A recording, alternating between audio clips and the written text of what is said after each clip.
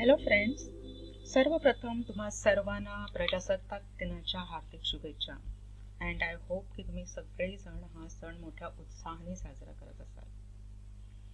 तर आपण मागच्या व्हिडिओमध्ये बघितलं होतं की रेकी म्हणजे काय, आणि रेकीचा उगमस्थान आपल्याला अथर्ववेदातील एका श्लोकामध्ये आढळतो. तर आज आपण त्याच विषयी चर्चा करणार आहोत. आणि आज आपण बघणार आहोत की अथर्ववेदामधली हस्तस्पर्श रोग निवारण विद्या या नावाने ओळखली जाणारी जी कला होती ती जपानपर्यंत कशी पोहोचली. तुम्हाला या श्लोकाबद्दल जर अधिक काही माहिती असेल तर प्लीज मला कमेंट सेक्शन मध्ये कळवा. हे अथर्ववेदातील मूळ स्तोत्र आहे, जे सर्व मानवांमध्ये असलेल्या नैसर्गिक क्षमतांचे वर्णन करते. आणि त्या काळामध्ये ही विद्या हस्तस्पर्श निवारण विद्या म्हणून ओळखली जात असे. काळाच्या ओघात ही विद्या पुढे लोप पावली. गौतम बुद्ध यांनी ही विद्या पुन्हा शोधून काढली, परंतु तिचा योग्य प्रचार आणि प्रसार न झाल्यामुळे पुन्हा ती काळाच्या ओघात लुप्त झाली. हस्तस्पर्श रोग निवारण विद्या ही खूपशी जीसस क्राइस्ट ह्यांच्या उपचार पद्धतीप्रमाणेच आहे, ज्यामध्ये जीसस क्राइस्ट लोकांना यू आर हील्ड आणि स्पर्शाने बरे करत असत. यावरून आपल्याला हेच दिसून येते की वैश्विक उपचार पद्धती सर्व देशांमध्ये आणि सर्व धर्मांमध्ये अस्तित्वात आहे. डॉक्टर मिकाओ उसई यांनी सन 1800 मध्ये पुन्हा या विद्येला रिडिस्कवर केलं आणि त्याचे नामकरण रेकी असे केले गेले. आता आपला सर्वात महत्त्वाचा प्रश्न म्हणजे ही विद्या अथर्ववेदातून जपानमध्ये कशी गेली ते आपण आता पाहूया. डॉक्टर मिकाओ उसई यांचे काही विद्यार्थी होते. त्यांनी डॉक्टर मिकाओ उसई यांना विचारले की तुम्हाला जीसस क्राइस्ट प्रमाणे लोकांना फक्त स्पर्श करून बरे करण्याची विद्या तुम्हाला येते का? डॉक्टर मिकाओ उसई यांना त्या विद्यार्थ्याचे उत्तर काही देता आले नाही आणि आपण आपल्या विद्यार्थ्याचे शंका निरसन करू शकलो नाही याची खंत त्यांना वाटत होती. त्यामुळे त्यांनी राजीनामा दिला आणि आपले संपूर्ण जीवन या शोधाप्रती समर्पित केले.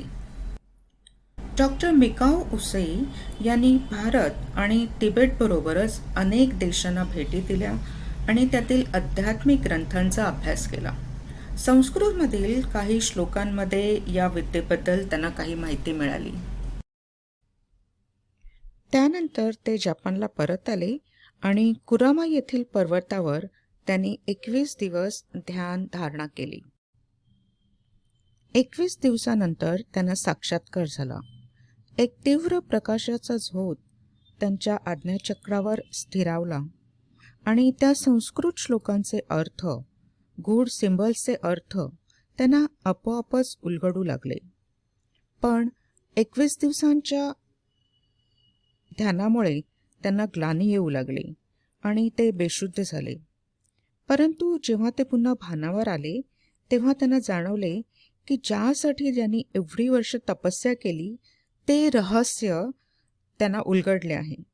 त्यांना साक्षात्कार झाला आहे हे कळल्यावर ते अत्यानंदाने उतारावर असलेल्या गावाकडे धावत निघाले. पण धावता धावता ते अडखळले आणि खाली पडले. त्यांच्या अंगठ्याला दुखापत झाल्यामुळे रक्तस्राव सुरू झाला.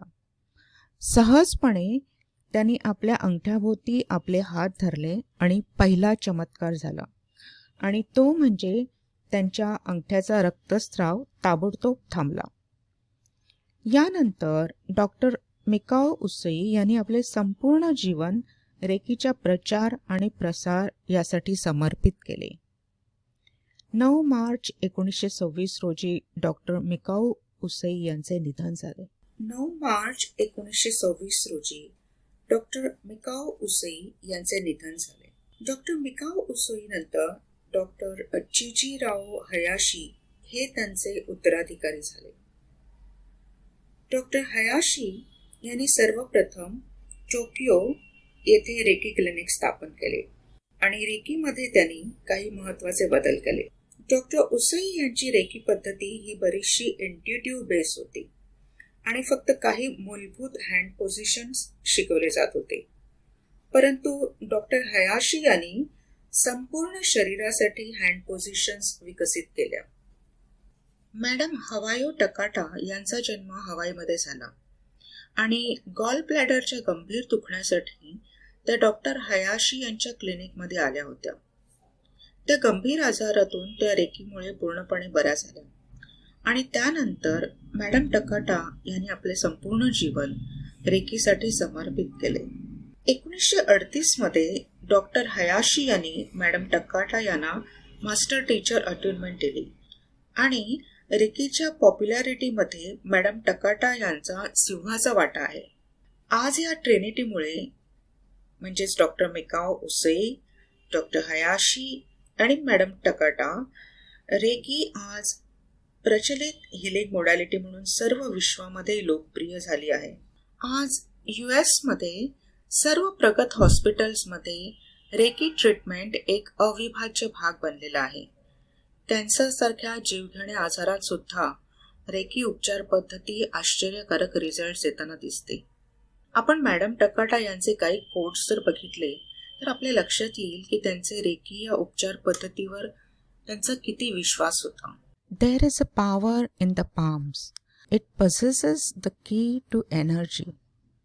Madam Takata, it's the cosmic energy to heal the heal. Reiki is an unseen spiritual power that radiates vibration and lifts one into harmony. आता तुम्हाला निश्चित प्रश्न पडला असेल की रेकीमध्ये अट्युनमेंट कंपल्सरी का आहे. रेकी अट्युनमेंट म्हणजे नक्की काय आहे. या सगळ्या प्रश्नांच्या उत्तरासाठी व्हॉट इज अ रेकी अट्युनमेंट हा व्हिडिओ सगळ्यात पहिल्यांदा पाहण्यासाठी चॅनलला सबस्क्राईब करा. बेल नोटिफिकेशनमध्ये जाऊन ऑलला क्लिक करायला विसरू नका आणि तुमचा महत्त्वाचा वेळ माझ्याबरोबर शेअर केल्याबद्दल तुमचे मनापासून आभार. And see you in the next video.